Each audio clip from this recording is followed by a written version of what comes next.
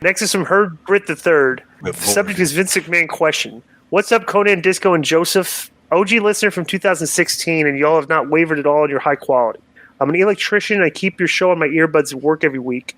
With all the noise floating around Vince McMahon and it possibly being the reason he's retired, it's potentially a hot button issue.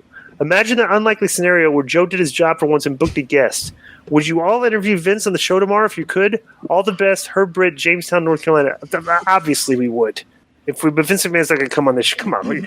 Bro, you're getting mad at Joe for not booking Vince McMahon as a guest on the show? This is a week suspension for an ignorant email.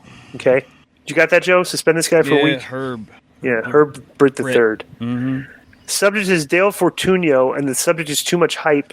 Or from Dale Fortunio, subject to too much hype. Hey gang, watch these past episodes of AEW Biography on WWE Stars. The production value is fantastic, but I want your opinion on something. Were the Bellas anything ever to write home about in the wrestling business? I just see nothing special. Bonus. Big Vito came out in an interview and said he used to score chicks while wearing a dress in clubs. Have you guys ever hung around him when he would do that? No, he did that in WWE. He didn't do that in WCW. So I wasn't. Me and Konnan were not in WWE.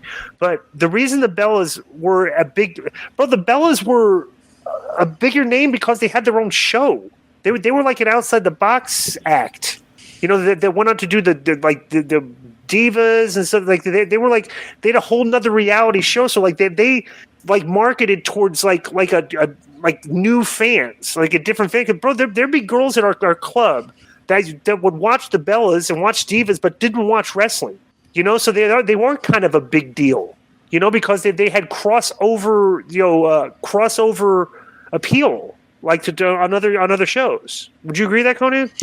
Yeah, I think that was their big thing. You know, that because you reminded me the other day because I was like the Bellas, and they didn't do that good on the ratings. I just never saw them as anything special in wrestling.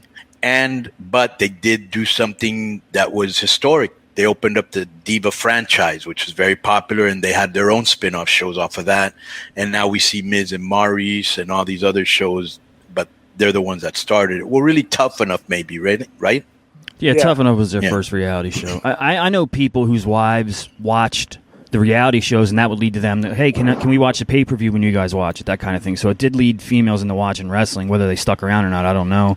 But people hate them because of the reality stuff, but from my perspective, Nikki Bella got pretty good in the ring, and she showed that by main event with Rousey at that chick pay-per-view. How did SmackDown and Raw doing the ratings? SmackDown. So SmackDown ratings dip. Okay, let me see. Rampage 468,000, and SmackDown 2,093,000 dropped about 100,000. And Raw did 1.956 million, which was down about 250,000 people from last week.